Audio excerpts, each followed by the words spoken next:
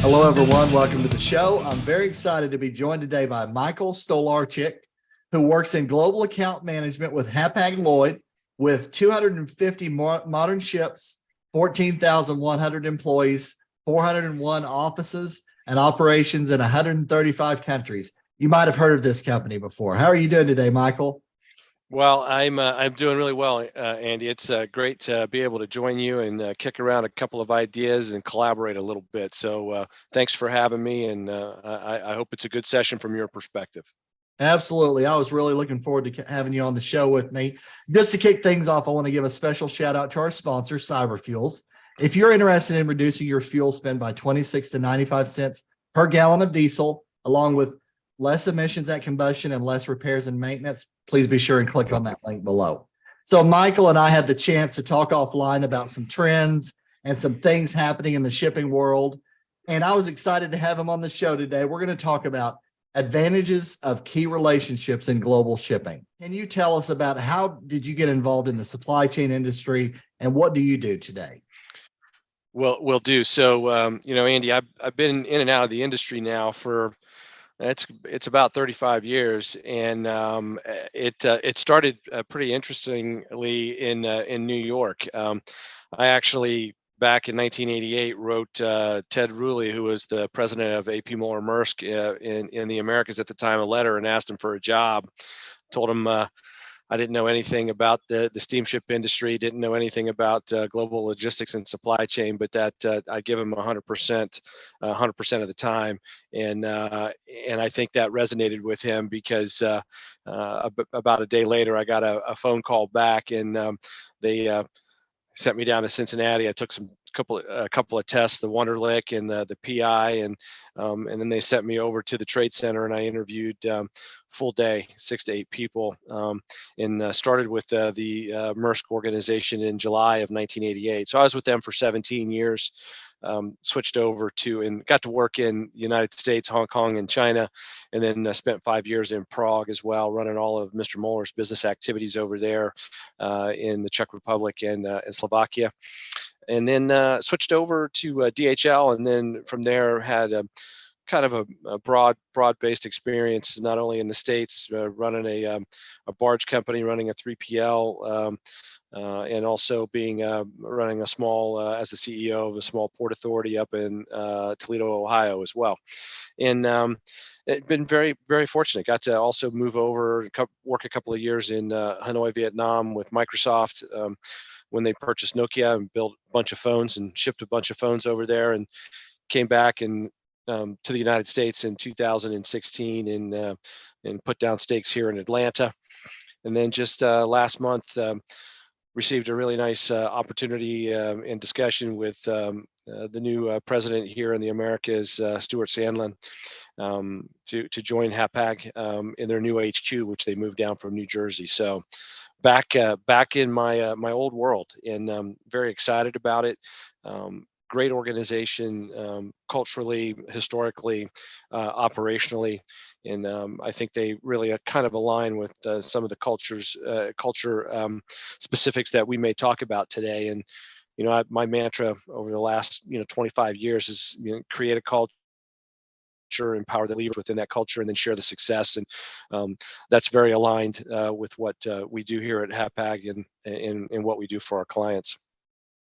Very nice. Well, it's a very large organization, obviously, and you've had the chance to work overseas. I was lucky enough to work in 9 different countries during my career so far, and it's really neat to be able to see other cultures and experience everything. The food is right there at the top of the list for me, right? You got to experience the local food, right? Yeah, and I was, I kind of enjoyed a few beers in my time over there in the Czech Republic as well. They probably make the best beer in the world, so definitely took advantage of that. Absolutely. No doubt about it. Well, you and I were talking a little bit about rates and shipping and so forth. And you mentioned to me whipsawing rates. Yeah. For those unfamiliar with that term, can you tell us what you mean by that? Well, I think anytime, you get whipsawed, you get moved back and forth really quick. Your head's on a swivel or somebody, catches you by surprise. And I think that's what's happening right now.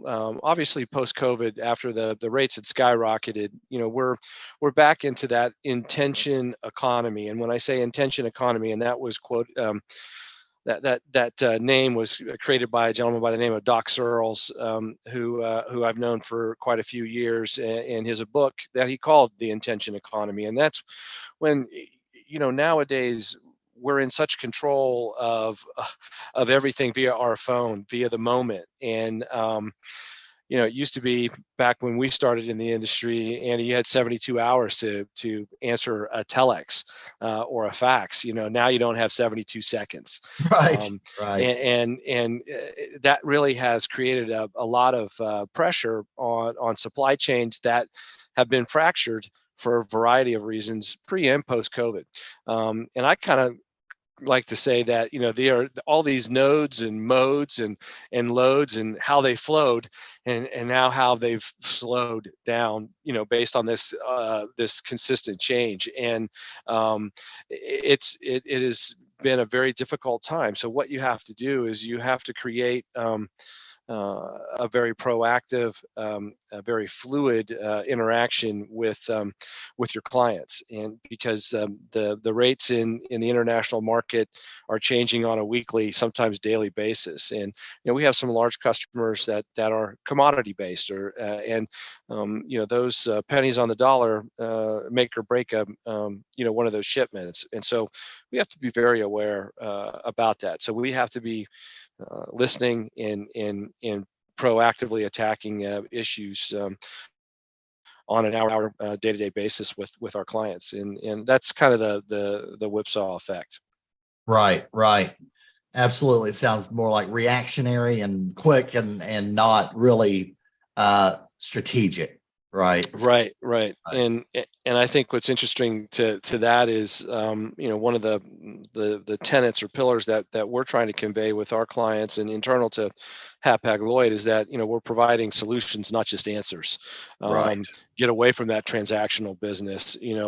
Be client aligned, be client attuned, and make sure that we create, like you and I are doing right now. This is vested collaboration where we're both kind of working, to better ourselves, to share, have an open environment, and learn and develop those relationships. And I think it's tantamount to success right now to not be just reactionary, but to be proactive and help develop relationships that are long term, not just at the moment. Right. Right. Yeah. And you mentioned to me, transactional business versus partnering. Can you tell Right. us about that? Yeah, and I think I hit on a couple of those things. So Yeah. really what you want to do is you want to have vested, where it's not a zero sum game. I win, you lose, you win, I lose. You want to have that vested collaboration, which means you're really trying to look at a long-term relationship, just not in the moment. And the way to do that is you have to proactively communicate, consistent communication. And that is in multiple channels. That's, I'm sending out, weekly and sometimes daily emails that are updating our larger customers on, the current market conditions, the current rate conditions. And then what you want to do is also pick up the phone, get on Zoom, get on Teams, actively listen. Ask the right questions, lead with a question as opposed to just making a statement. Right. And that helps build that dialogue, that helps build that trust, and that helps build those mutually beneficial opportunities where, we can put a few bucks in our pocket at the end of the day per shipment, and so can our customers and their customers as well. And I think the most important way to do that is first the communication, having the philosophy and the culture that it's not a zero sum game, and then create forecasts.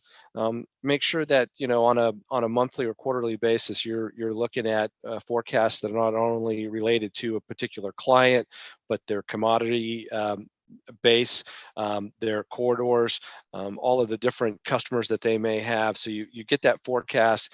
So we know how many containers that you're going to need on a weekly basis or on a per ship basis. We call them ship systems at Hapag Lloyd, and then use that forecast and measure against it, and then measure again and measure again to make sure that we're going to provide you a competitive rate, we're going to provide you a competitive service and a consistent service, and you've got to deliver the cargo and deliver the containers to us to secure that long-term relationship, that long-term allocation per vessel string or per ship system. And then I think ultimately this kind of creates a situation where you kind of live risk mitigation, where you have this consistency, you're forecasting, you're measuring, you're challenging yourself and your customer, and that mitigates the risk. So, I call it laminar logistics, where you have peak to valley ratios that are really, really big, really, really deep and high, and a laminar signal is lower. It's more consistent, and that's kind of what you want. You want laminar logistics for your clients, so there are no surprises. And sure, there are seasonalities in all trades, but if you proactively communicate, if you share, you kind of have an open relationship, and you challenge each other, you can smooth out some of that peak to valley ratios that kill your clients, kill your customers, kill your ability to have a good strong net to vessel when you're slow steaming across the Pacific or the Atlantic. Right, absolutely. And on that front, what would you say are 2 or 3 key strategies in affecting your shipping rates in a positive way? I think the key strategies are always be aligned and be attuned. I mean, there's no better way to do that than to have consistent interaction. It can't be once a month or once a quarter. The days of QBRs and half year reviews and things like that are gone. It really has to be on a day-to-day, week-to-week basis, where you have basically a nested group of people that are commercially, operationally, customer service, financing, and pricing wise. You're all working in concert to put that customer in the center of your culture, and make sure that within reason, not giving the store away, not being frivolous or just trying to race to the bottom, but provide a workable rate, a usable rate, and one that creates profitability long term in everyone's pocket, as opposed to just trying to get a quick buck and move on to the next victim, so to speak. Right, absolutely. I've worked with several large companies in my career, and having a plan helps everybody manage. Not having one is the total polar opposite. Just funny story. I was working with a company, and I was in Singapore, and they were growing quickly, and they had a pallet that had 3 airway bills on it. It had been shipped via air 3 different times. And so that project was all around supply chain planning. But you can't manage what you can't measure, and you don't know what you don't know. So you've got to have consistent communication, like you said, and also management, manage expectations, manage volumes. And I found that over the years, 27 years, partnering with your suppliers and your vendors and so forth works way better for both sides in terms of cost and streamlined operations than just calling up somebody and saying, hey, I've got 55 container loads I need you to do something with right now. It just works better, I think, for both sides. Yeah, and I mean, to your point, another thing that I always like to inject into discussions, especially with larger organizations, is just what you said. Plans just themselves are often useless, but planning is priceless, and that is the constant continuous improvement, the constant planning and risk mitigation that is always evolving. And I love it. Mike Tyson said it best: everybody who got in the ring had a plan until I hit them. And in our industry, the hits just keep coming. Whether it's a subcontinent typhoon, whether it's work stoppages on the West Coast, whether it's congestion on the East Coast, or unfortunately some rail tragedies and things like that. You've got to be ready for all of those things, and that's where planning comes into play. And you're so right about that. Yeah, So right building those about that. contingencies and supply lines, very, Exactly. very important, no doubt And about it. I think one of the things that you're seeing now, and that's not necessarily something that we want to promulgate from the Hapag-Lloyd perspective, but it's very real.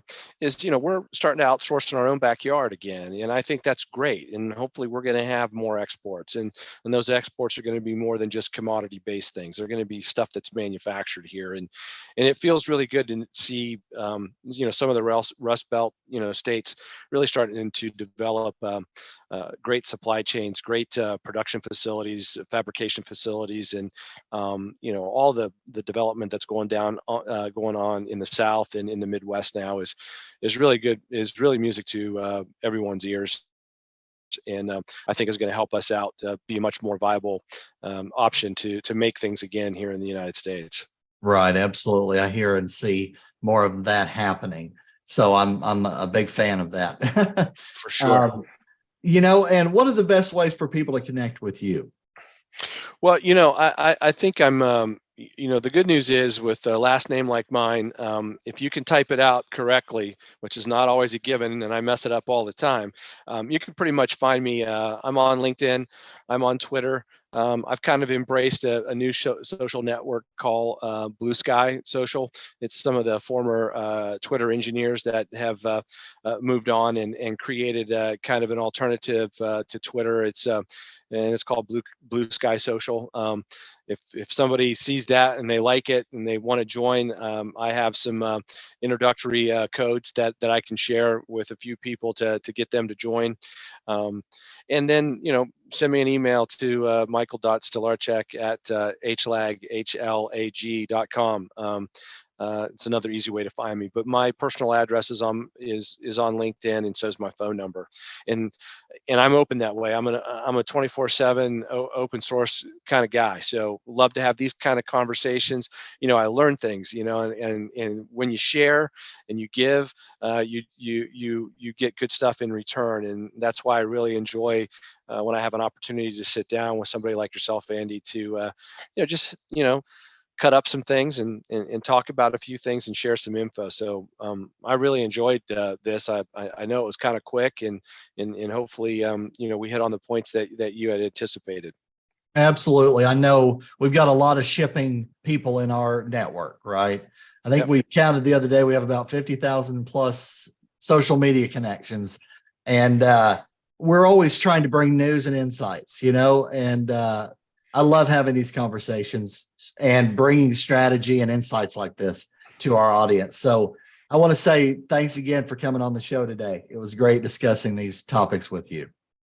Thank you, Andy. It's a pleasure being here, and I really enjoyed this. And thanks for giving me a little bit of time to talk about my new organization at Hapag-Lloyd, and also the industry that I love, and it's been my career for over 30 years.